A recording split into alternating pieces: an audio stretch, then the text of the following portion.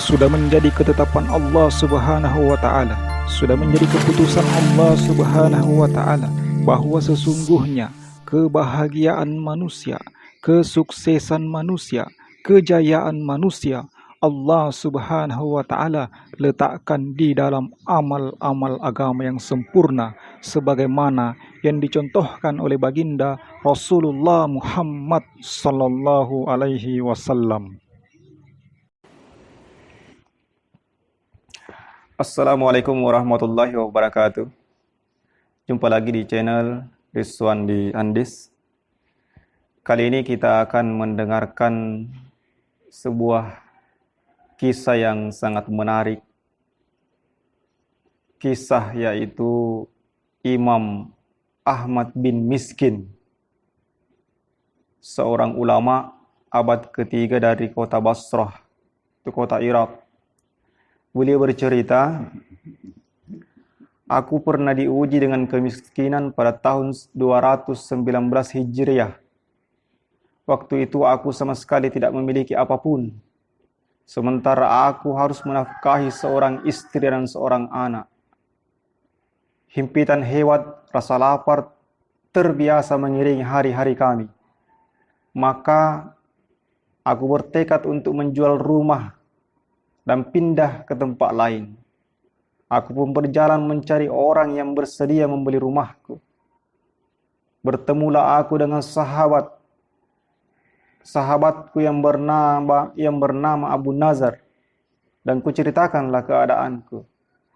Lantas sahabatku, dia malah memberiku 2 lembar roti yang isi manisan dan berkata, berikanlah makanan ini kepada keluargamu. Di tengah perjalanan pulang, aku berselisihan dengan seorang wanita fakir bersama anaknya. Tatapannya jatuh di kedua lembar rotiku. Dengan nada sayu dia memohon, wahai Tuan, anak yatim ini belum makan. Tidak berdaya karena terlalu lama menahan rasa lapar yang menghimpit dirinya. Tolong berikanlah dia sesuatu yang boleh dia makan. Semoga Allah Subhanahu wa taala merahmati Tuan. Sementara itu, si anak itu menatapku tekun dengan tatapan yang tidak akan kulupakan sepanjang hidup. Tatapan matanya menghanyutkan pikiranku dalam kekhayalan ukhrawi, seolah-olah surga turun ke bumi dan menawarkan dirinya kepada siapapun yang ingin meminangnya dengan mahar mengenyangkan anak yatim, miskin dan ibunya ini. Tanpa ragu sedikit pun, kuserahkan semua yang ada di tanganku. Ambillah, saya berkata ambillah, beri dia makan, kataku pada si ibu. Demi Allah, padahal waktu itu tidak sesen pun dinar atau dirham yang aku miliki. Sementara di rumah, keluarga sangat menanti memerlukan makanan itu. Spontan si ibu tidak dapat membendung air matanya, dia menangis. Dan si kecil pun tersenyum indah bak purnama. Kutinggalkan mereka berdua dan kulanjutkan langkah kakiku. Sementara beban hidup terus berkelut di pikiranku. Sejenak kusandarkan tubuh ini pada sebuah dinding sambil terus memikirkan perencanaanku untuk menjual rumah. Dalam keadaanku seperti itu, tiba-tiba Abu Nazar, sahabatku, dengan kegirangan mendatangiku. Dia berkata, hai Abu Muhammad, kenapa kau duduk-duduk di sini sementara limpahan harta sedang memenuhi rumahmu? Tanyanya seperti itu. Masya Allah, jawabku terkejut. Dari mana datangnya harta itu?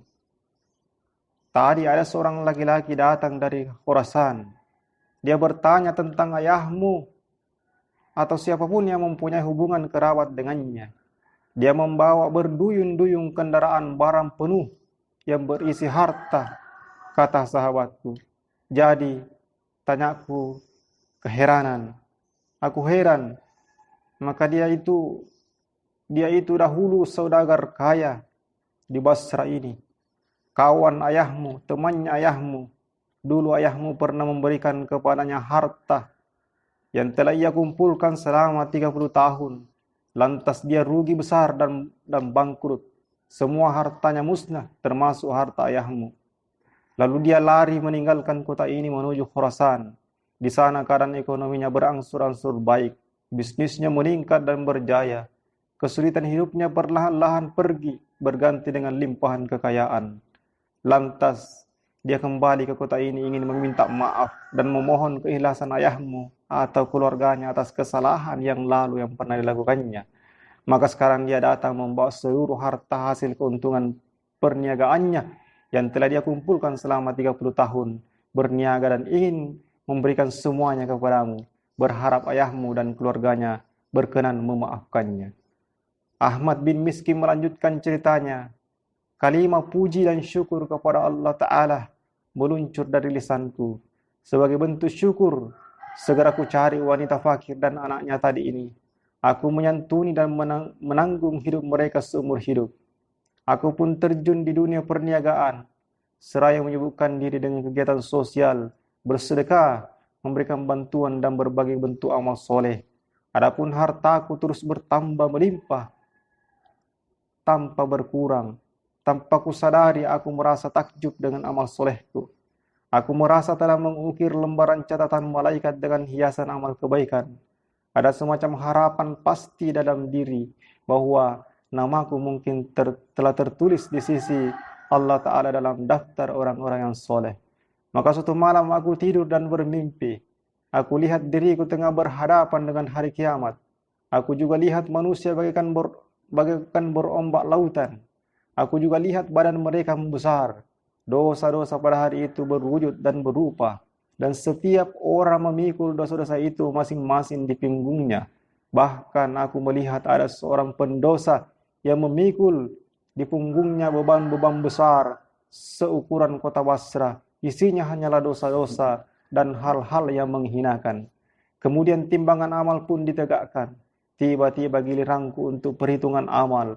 Seluruh amal burukku diletakkan di salah satu sisi timbangan, sedangkan amal baikku di sisi timbangan yang lainnya. Ternyata amal burukku jauh lebih berat daripada amal baikku. Tapi ternyata perhitungan belum selesai. Mereka mulai meletakkan satu persatu berbagai jenis amal baik yang pernah kulakukan. Namun alangkah ruginya aku, ternyata di balik semua itu terdapat nafsu tersembunyi. Nafsu tersembunyi itu adalah riya, ingin dipuji, merasa bangga dengan amal-amal solehku. Semua itu membuat amalku tak berharga. Lebih buruk lagi ternyata tidak ada satupun amalku yang terlepas dari nafsu-nafsu itu. Aku putus asa. Aku yakin aku akan binasa. Aku tidak punya alasan lagi untuk selamat dari siksa neraka. Tiba-tiba terdengar suara, masihkah orang ini mempunyai amal baik? Masih, jawab suara yang lain. Masihkah perbaiki yang ini? Aku pun menjadi tidak tentu amal baik apakah gerangan yang masih ada. Aku berusaha melihatnya, ternyata itu hanyalah 2 lembar roti isi manisa yang pernah kusedekahkan kepada wanita fakir dan anaknya. Habis sudah harapanku. Sekarang aku benar-benar yakin akan binasa sebinasanya. Bagaimanapun mungkin 2 lembar roti ini menyelamatkanku. Sedangkan dulu aku pernah bersedekah 100 dinar sekali sedekah dan itu tidak berguna sedikit pun. Aku benar-benar tertipu habis-habisan. Segera 2 lembar roti itu diletakkan di timbanganku.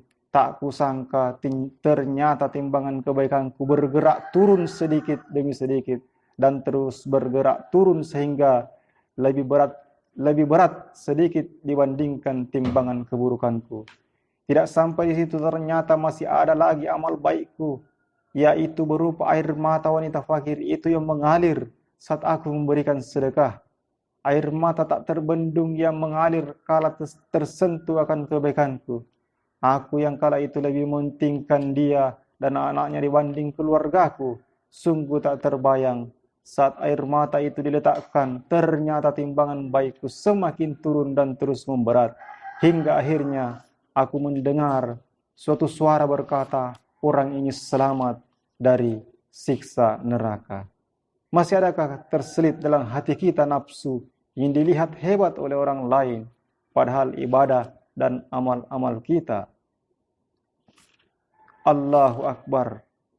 Aku mohon kehadirat Allah SWT, pemilik hari pembalasan, agar diriku, keturunanku juga sahabat-sahabatku semuanya dijauhkan dari sifat dan juga amal dari nafsu yang tersembunyi. Amin ya rabbal alamin. Sumber tazkirah telah dipetik dari kitab Kisah Tauladan. Hadirin sahabat yang dimuliakan Allah Subhanahu wa taala, itulah sedikit kisah yang baru kita dengarkan. Mudah-mudahan setelah kita mendengarkan kisah ini, maka kita termotivasi untuk beramal dengan ikhlas dan termotivasi untuk bersedekah apapun yang kita sedekahkan, walaupun itu kecil, tapi kalau kita ikhlas itu akan bernilai besar di hadapan Allah Subhanahu wa taala. Semoga bermanfaat. Demikian. Assalamualaikum